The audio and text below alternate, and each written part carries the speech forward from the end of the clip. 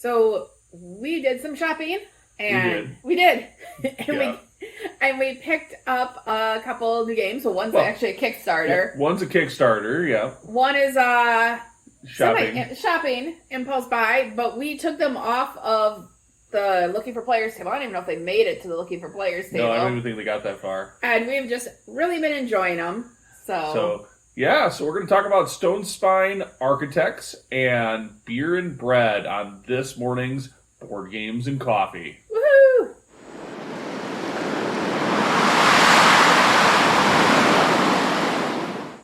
Welcome to Wisco Dice! Hey, you folks, I am your host, Conesy with the Most, and I am joined today by... Hey, I'm Suzanne.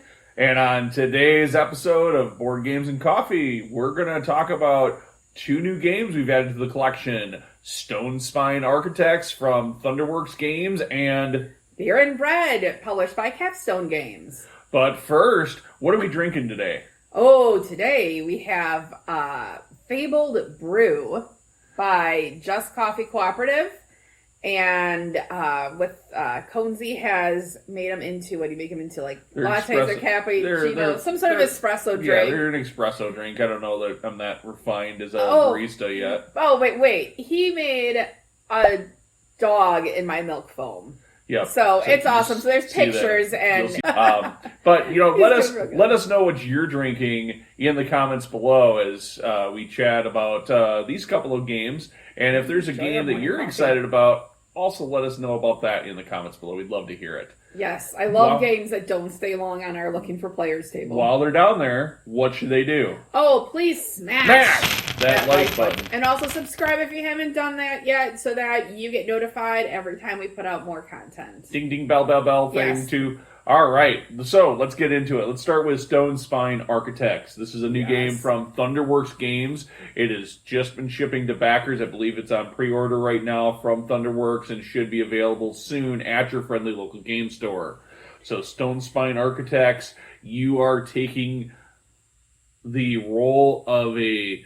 dungeon architect. Yeah, dungeon architect. A villainous architect of a dungeon that you're going to...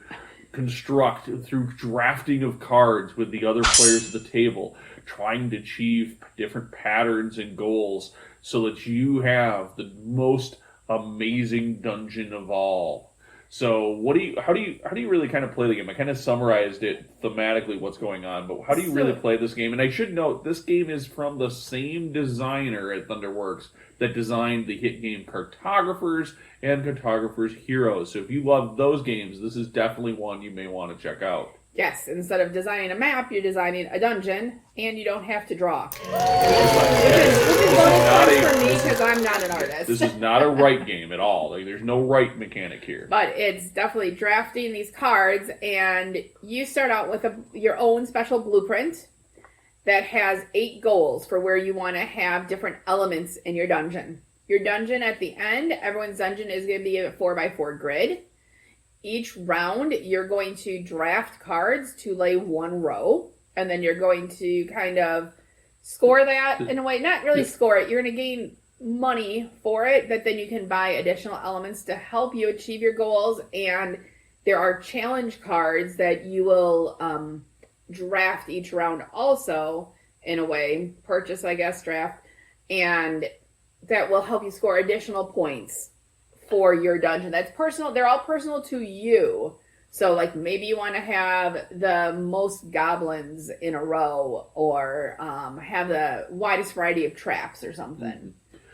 So you can almost think, like, when you're building these, you think about them in rows and columns, right? That's the game mechanic. But you can think of each row as a level, and you're delving deeper and deeper into the dungeon and throughout the course of the game.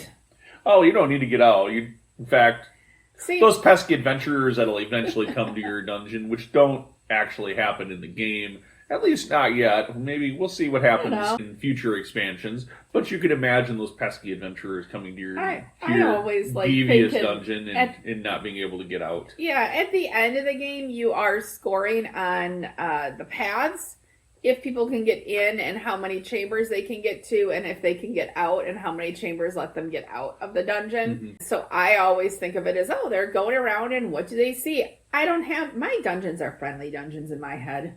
Well, it's not necessarily friendly. You just want to make sure you did all that work to construct those traps or put those layers in for those monsters. So you want to make sure those pesky adventurers that'll eventually come to that dungeon are able to explore all of those devious rooms and things that you've laid, the mysterious traps, the slimes and oozes, the creepy goblins, the mighty gnolls, or even those pesky other kobolds. Yes, so all of those things you've laid in wait for them. You just want to make sure that those pesky adventurers can get to them. I will say, if you're an adventurer and you're going through one of our 2 dungeons, if you don't want to get out, you go through his. Yeah, or if you just want an easier time, you go through mine. Because you have 2 paths, and then you're out. This is where, yeah, definitely from a gameplay perspective, we played this game now several times. Lots of different player counts. Yeah, we got to pick it up right from Thunderworks Games here locally in Madison on the first day that it was available for Kickstarter backers to pick it up.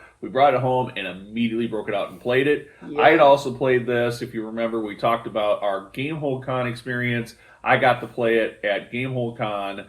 I am liking this game a lot more. Now that I have a copy of it than my initial impressions were. Like, there was some clever initial impressions, but it wasn't as, it didn't blow me away as much as like Cartographers did. Because you weren't playing with me. It's actually probably, there's a little bit of truth to that actually, but also I think there's just a little bit more content to explore from what the demo copy was to the full retail copy, which was one of the things I was definitely looking for. Is there more to, how much more is there going to be to explore in the game? The other thing that I definitely am a player that's struggling. Like, this is, you picked up, like, what to do, how to score points. Like, you're intuitively good at this game. I have struggled ridiculously badly. Like, I'm great to teach it, apparently, because you don't have to worry if I'm playing with you. I'm not going to win. I'm going to be competing for dead last. And that's, there are so many things that you have to balance to try to score well. And I don't think I'm good at juggling all of those things. I don't feel like you have to balance everything. I have a whole different methodology for approaching it. I go, make sure I get all my points off of my blueprint. That is my, number one. Every row is, what do I need to get where? Focus on that. That is 20 points right there. That is a big chunk of points. Yes. The paths in and out, to me, are secondary. If they work, that's awesome. I do try and do that when I don't have, when I'm like, oh, which one am I going to choose? And then the last thing is, when I go to select my challenge cards at the end, which one right now with the game state that I have in my personal dungeon is going to get me the most points? That's my very simple methodology, and that's how I taught it the last time I taught the game. And our lowest score was still way above your most recent score. My lowest score was 55 points at a 4-player game. And I played a 5-player game, and the lowest was 68 points. Yeah, so that just kind of sums up. I'm just, I really enjoy the game. I mechanically understand how to play the game. I just, there's a lot of things. There's a lot of very clever things that you're trying to balance, like I said, to try to score. And I just am not, Or you can just play it to make a fun dungeon if you really want to. At the end of the gameplay, that's exactly what I ended up with. I with this cool dungeon-looking thing at the end, so you don't feel like, oh, I lost or I won. It's not. You constructed this thing, which is cool. And it's quick. Yep. Oh my gosh! Even if you're teaching to new players, you're done in under an hour. Yep. All I gotta say is I'd love to see this incorporated some way into role-player adventures now, so that you could create your own. Role-player adventures. Oh, role-player adventures. Okay. So that you could incorporate creating your own dungeons with this game, so that then your characters that you have in role-player adventures could go explore it. All right, Keith, you heard that. Get it and work it into role-player adventures. He'll back another one of your Kickstarters.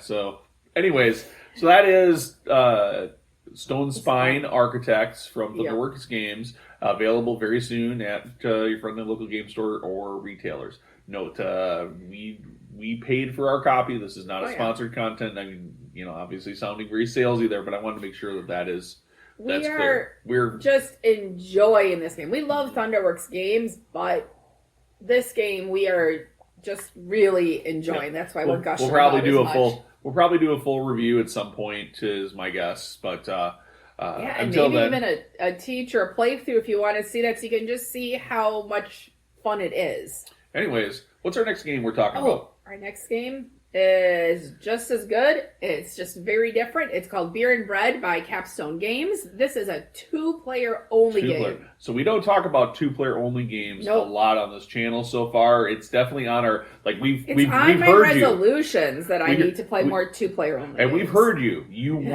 We've heard in the comments of our best for 2-player games videos that you want to see us do more 2-player content of 2-player only games. Yeah. So this is partially an answer to that, but we do have plans for an upcoming best top 5 or top 10 or we're actually going to do, I think, a top of our collection of 2-player games, and we have like almost 15 or 20 different games now in our 2-player collection, our 2-player only collection, that we're going to do at some point in the very near future. Yes, and I will say I enjoy 2-player only games that are done well, because usually they're simple to set up and they play fairly nicely, because it's always a bummer to spend an hour setting up a game and you're only 2 players playing it and you're done. But anyway, we love playing Distilled, for example, and Distilled is a very big setup for a 2-player game. Yes, it is. So you always we love the game so much it's worth setting it up. But there are other games in our collection where it's like, that's like a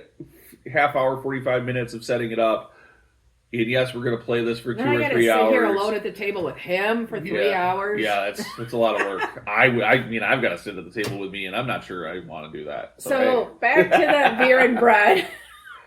Beer and Bread is a 2-player only game where each player is their own village that we are facing off with brewing beer and making bread, and we have a shared fields between our 2 villages, and there are limited resources each year. You either have a bountiful year or a dry year where there's less resource, and if you have to plan for what do you actually need and what can you get, and you may not be able to get certain resources you need if the other player takes them.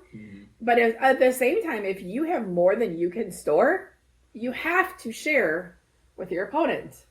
So there is this nice little back and forth. You can kind of help each other out, which may benefit you too. Ultimately, it's a really interesting card drafting game. Yes. Where you're also managing resources as well, and then the cards are multi-function, so they really do a number of different things, because they may be played as an upgrade to your town so that you can have unique special powers for future years or ongoing turns. They may be played to get you resources, right? Or they may be played to make beer or bread, which are the 2 things that you get victory points on. And ultimately, at the end of the game, how do you score? How do you determine the winner? How do you score points? Because ultimately, this is a points game. It's a novel concept. I'm not sure if you've heard this concept of points in a game, but this game uses points. And if you haven't heard that concept, you could have been watching our show at all. I may or may not have used that bad joke before. I don't know. If you got any better jokes for him to use, send them our way too. Anyway, so you're going to add up the points that you score from your beer and any extra multipliers you have from endgame scoring cards, and then you're going to do the same for your bread. And then you're going to take your lowest of those 2, and that is going to be your final score, and you can compare with the lowest of the 2 of your opponent.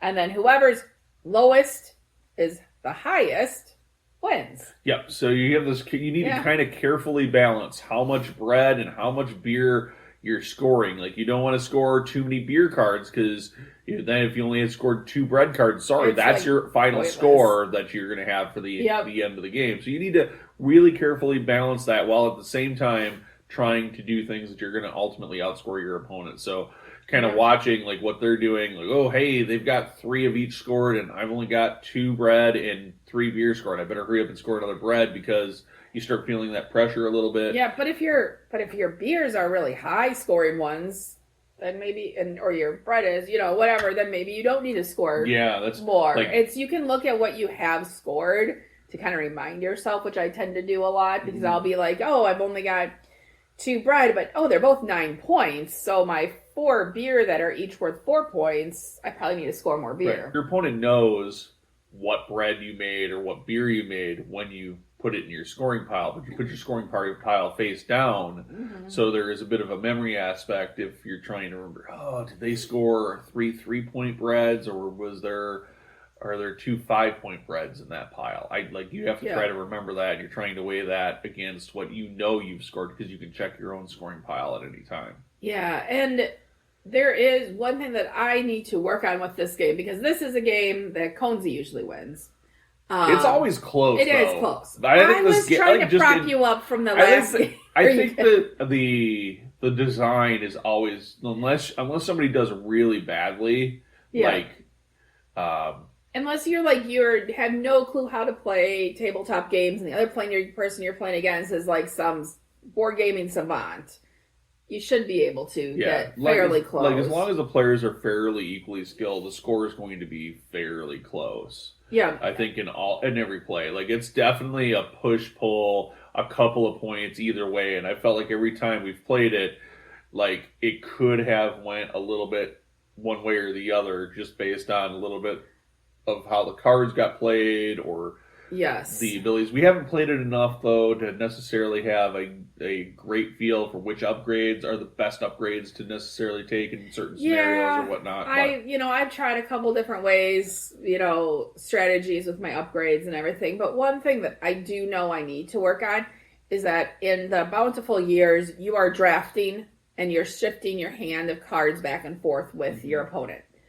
In the leaner years, the dry years, you have your own hand of cards. You're not going back and forth, but you are, that you're pulling up whatever cards you used in the bountiful years to get resources. Those cards that you harvested are going back into your hand that you get to reuse those. What I need to remember to do is use cards that I do want to make beer and bread with the following year. And not relying on, now what do I have, and kind of start each year fresh. So I'm not great at planning that way. And there's also those 3 cards that are sitting out there that are you can exchange. That you can take one of those in those dry years. You can exchange from the board as well from your hand. And I think we both slip into a little bit of we forgot about that.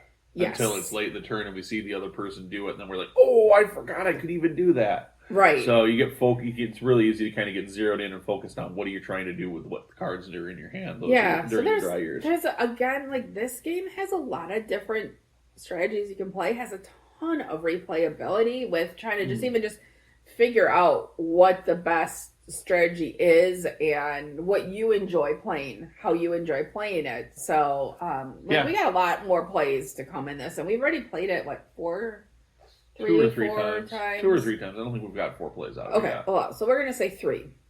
Until he checks his score and proves me wrong. But, I don't legitimately remember. I think we've only played it 2 or 3 times. But, oh my gosh, I love it. And I know some of you have also reached out to me different ways and said, hey, you guys love this game too. And we posted that we were playing it on social media. So. Yeah, no, and honestly, there's a reason why this was talked about as much as it is, because the theme, I think, is a little bit while it does definitely come through in the gameplay, you definitely feel like you're making beer and bread, and you definitely feel like you're in this shared fields, towns kind of aspect. The theme for a lot of people it's probably a bit dry. And so you're having to get into more of it from a mechanics perspective, and that can be a challenge for folks that aren't necessarily ready for that jump from highly thematic games that have a cool sci-fi or fantasy or zombies or post-apocalyptic or one of those other genre themes that they like, and have something that's a little more dry. Medieval Well, I don't even know if it's medieval. It is medieval according to BGG, but it doesn't necessarily. It doesn't feel medieval like I would think at all. It doesn't, and it feels very. It feels very. I would define it as like one of those games that feels very Euro style, like. When you think of those, like the Agricolas or the Ora Laboras or those kind of I'm naming Yui Rosenberg games, but some of those older Euro games that were very dry, maybe even colorless. It's almost playing a little bit on that, I think, for a game that's very modern in design and. It does have nice colors, though. I will say that. Like the components, the cards are nice quality. The board is nice. You have nice little wooden components. I forget what each of them stands for all the time. Of course, I know the hops and the water because those are pretty standard designs. But yes, and the components are all they're cool wooden shapes and stuff like that. Wheat. But I definitely that's definitely one of those things. It's like. Okay, I'm going through the process of just collecting the widgets, and now I'm going to spend the widgets for the thing that lets me make the bread or make the beer. And I'm sure those widgets, if I thought about what the widgets were, would make more sense. Would make a lot of sense. Like, oh, hey, this is why I'm making this fancy bread or this fancy beer, because I'm using the ingredients that would probably be used for that. I don't know. I don't know because it from a gameplay perspective, you get more into the. I definitely am more into the mechanics of the game and going through that process and less worried about what again, the theme seems like it could be a lot of things. It's just kind of patched on. Well, but the bread and the beer, you're using the waste products of one to make the other at times and stuff. They kind of go hand in hand. Yeah, maybe. We've all made. I know there's no concept for waste products in this game. Well, except for that that's true. But anyway, this game came out in 2022, and we were hearing about it, but we were kind of more in the mode of buying games that we could play for our game nights because coming out of the pandemic, we were able to get together. We wanted games for that, so it took us a little bit to get to this game, but I'm really glad. Yeah, it was definitely a splurge purchase one night when we stopped by the game store and picked it up. So it is widely available, or should be widely available at your friendly local game store. Stop in today if you're interested in this game, and make sure you let them know that we sent you. So awesome. So that is Beer and Bread from Capstone Games. We also talked about Stonespine Architects on this episode of Board Games and Coffee. Yep. If you enjoy either of those games, let us know in the comments below. Or if there's a game you think we should check out, also great spot to do it. Of course, don't forget to let us know what you're drinking during this episode. Until next time, folks. Thanks for watching. Bye. Hey there, it's Conesy. Thank you so much for watching. We put out videos weekly here at Wisco Dice. Check out our channel for more great videos and don't forget to subscribe. We also have more great content on our website at wiscodice.com. Of course, we do this all for you, the viewers. So please like the video if you enjoyed it, and thanks for watching.